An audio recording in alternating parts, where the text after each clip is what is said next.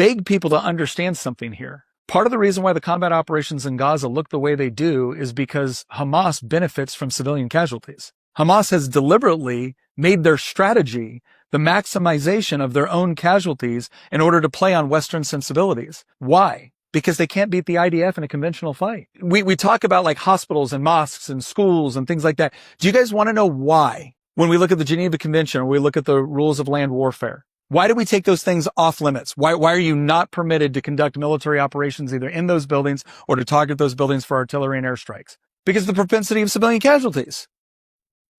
Right? They're not supposed to be military targets. What happens when your enemy makes it a military target? Am I not allowed to respond now?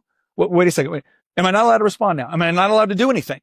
What happens when I have to conduct urban military operations? It's a casualty-heavy environment. And the IDF was still going into some of these places announcing that they were coming in to do combat operations. You know they're not required to do that by the rules of land warfare or the Geneva Convention, right? And yet they did it anyways. Why?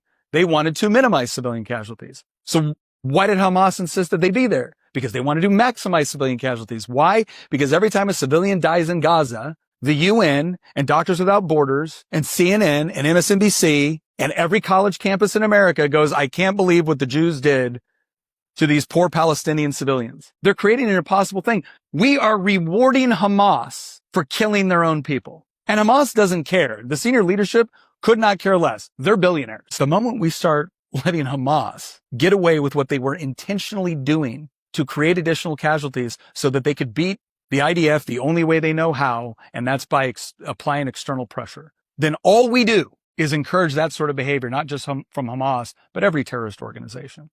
I'm sorry, for me and everything I look at and all of my knowledge on this and all of my experience with this tells me that Hamas is the one that bears the vast majority of the blame on this one.